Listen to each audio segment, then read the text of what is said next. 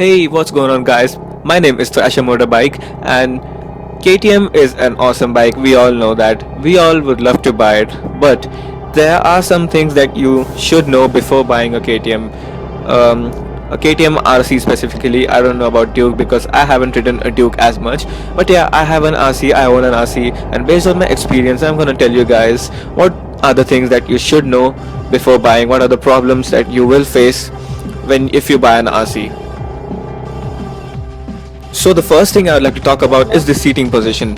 As we all know, RC is mainly a track focused bike. It's not meant for streets because the handlebar is pretty low, and during long rides or even if you're riding from one place to another, your hands will start hurting.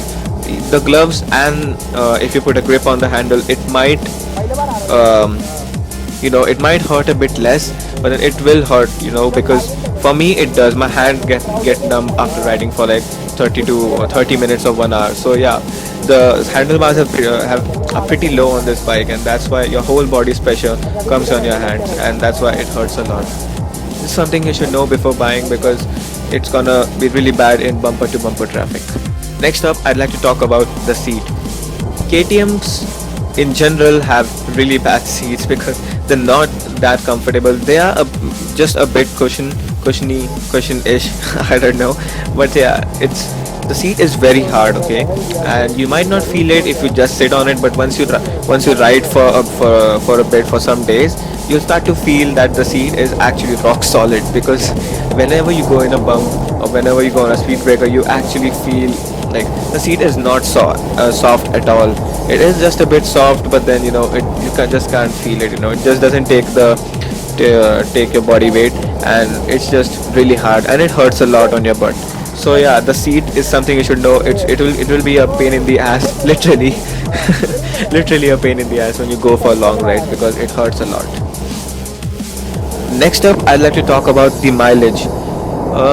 Here's something interesting that happened with me. I don't know about other KTM's, but it happened with me. So when I first bought the bike, I obviously knew when I had researched it that the mileage is somewhere between 25 to 30. I'm like, okay, cool, it'll be fine, not a big problem. So for the first 2 weeks, the mileage was actually really great. It was like I was getting around 35 to 40. Yes, can you believe it? 35 to 40.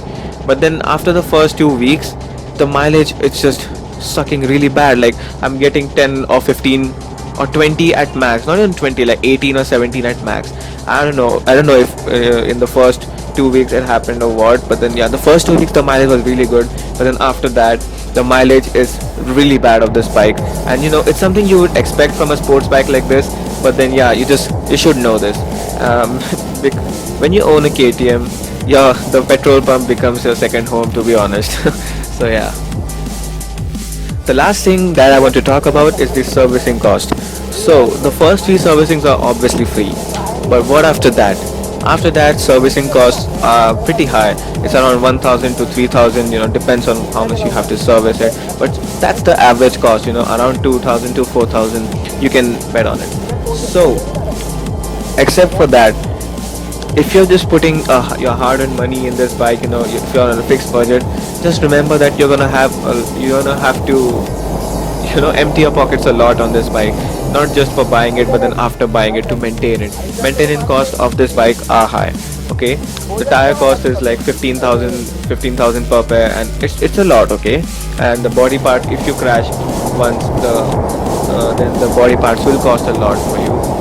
And so that's just something you should keep in mind, that after buying this bike, you will have to face some maintenance cost, and you should be ready for that, because yeah, it's important for this bike. So anyway, thank you so much for watching, guys. I hope you enjoyed this video. I hope you learned something new from this video, and don't worry, my vlogs are coming soon. The reason for me not uploading as many videos right now and regularly, it's because I've got a lot of stuff going on with exams and studies and stuff, and I'm really busy with that. But yeah, I'm really focusing on YouTube too, and thank you so much for all the support you're giving me. I've gained a lot of subscribers since my last video, and I say welcome to those subscribers. Anyway, thank you so much for watching, guys. I hope you enjoyed this video. If you did, please hit the subscribe button and also hit the like button, because it really helps me out a lot. Thank you so much for watching. This is Thrasher Motorbike signing out.